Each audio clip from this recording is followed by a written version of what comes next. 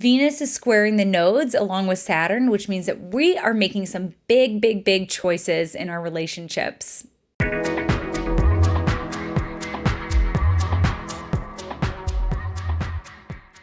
On March 28th, Venus conjoins Saturn. And it's not just the conjunction with Saturn that we are very interested in. This is an Aquarius, by the way. It's because Venus will be finally concluding this period of being in a condition known as besiegement. And that is because she's been stuck between antagonistic Mars pushing her into Saturn's corner.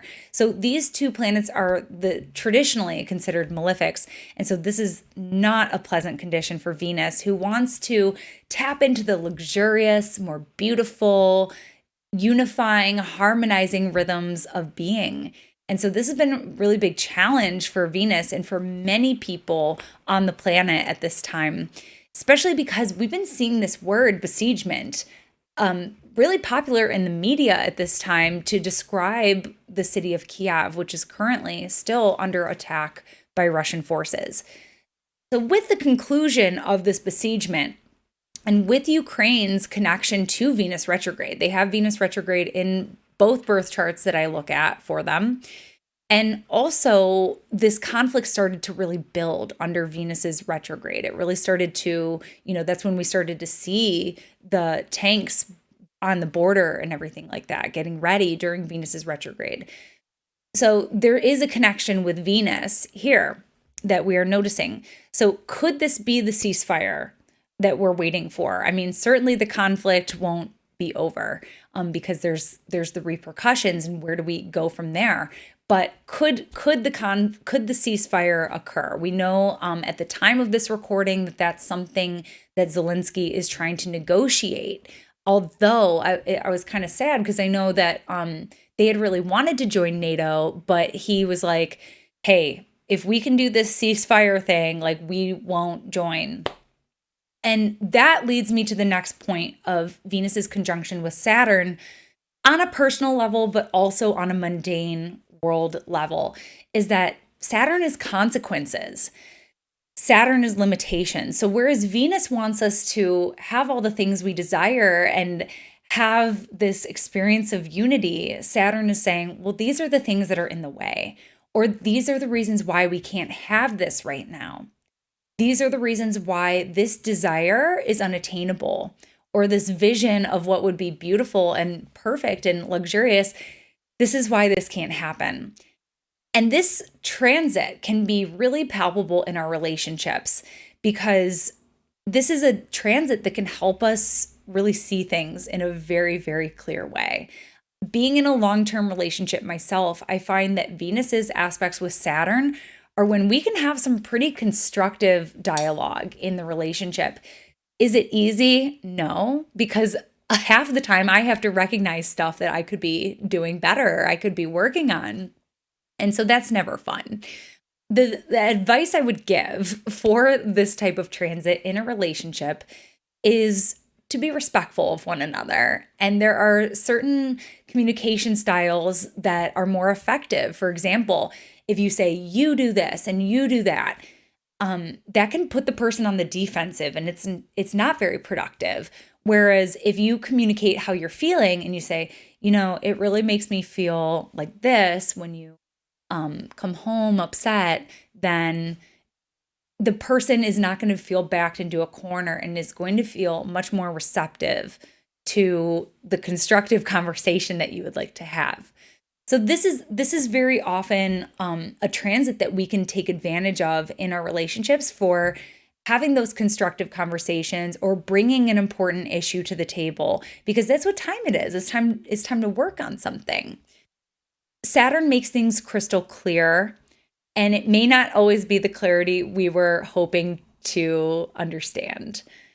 So this can help illuminate some of our patterns in relationships, some of our attachment styles, the way that we're showing up or not showing up in order to get the results that we want. If you're single, this can still do that.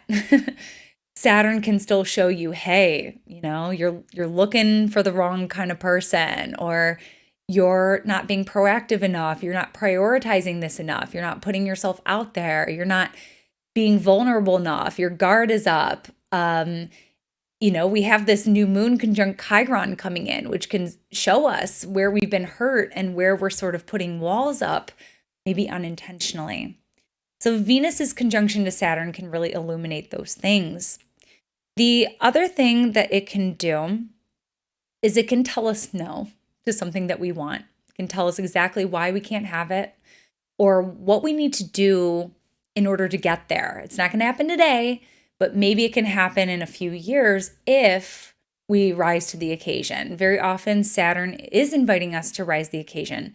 Sometimes it is just a flat out no. This isn't going to work. This isn't for me. This is too expensive. This is too much emotional labor, whatever it might be, because finances are definitely on the table when we're talking about Venus. So this could also be an invitation to make some new strides forward in terms of your financial goals, financial mindset. There's something about being proactive and constructive with Saturn. Again, it could be that no, that's too expensive. We can't do that. So yeah, again, sometimes Saturn transits can feel like the universe doesn't have our back, but sometimes it really does. It's looking out for us because Saturn wants us to live within our means. And that goes for all the ways, like energetic wise, financially, all of that stuff. Saturn is actually looking out for us a lot of the time. We just can't always recognize it, but sometimes it's just a no, and that's life. And that's life. So that's a little bit about Venus's conjunction to Saturn. I also want to talk to you about Venus squaring the nodes. That's going to happen on the 30th. And this is going to sort of start to bring in some of the Saturn themes because Saturn is going to square the nodes also later on in the month of April. So we're going to start to see that. And I would like to talk more about that. But I do think that the biggest theme that Saturn has with the nodes from Aquarius is the theme around the workers' revolution that we're seeing right now. So the Great Resignation. There's big pressure on employees to return back to work full time. And we know that's not going to happen. We know that's not going to happen. So Saturn's all about the structure. And Aquarius is all about the infrastructure. So thinking about how we organize our world, how we organize our society. And we learned that working from home works just fine for most people. So that's going to definitely be a topic on the table, as well as wages, because here we have Venus conjunct Saturn squaring the nodes. We're going to be talking about wages again. We're going to be talking about fair wages. And especially, I think, with the topic of unions. There's like today I saw a headline that Bernie Sanders called out, I want to say Amazon, or maybe it was Starbucks. And they were saying like, it's actually illegal for you to intimidate people trying to organize for a union. It's actually illegal. You can't do that. So yeah, I think we're going to see a lot more emphasis in the coming month around unionization, the right to work from home, and fair wages. That's definitely going to be there. But I don't want to keep you any longer. Mercury's in Aries after all. So that was your Venus astrology shot of the day. I will talk to you next time for the new moon. Bye. Thanks so much for tuning in with me today. Book your next astrology reading with me by visiting my website, where you can also sign up for my newsletter and stay up to date on courses, events, and new articles. Bye.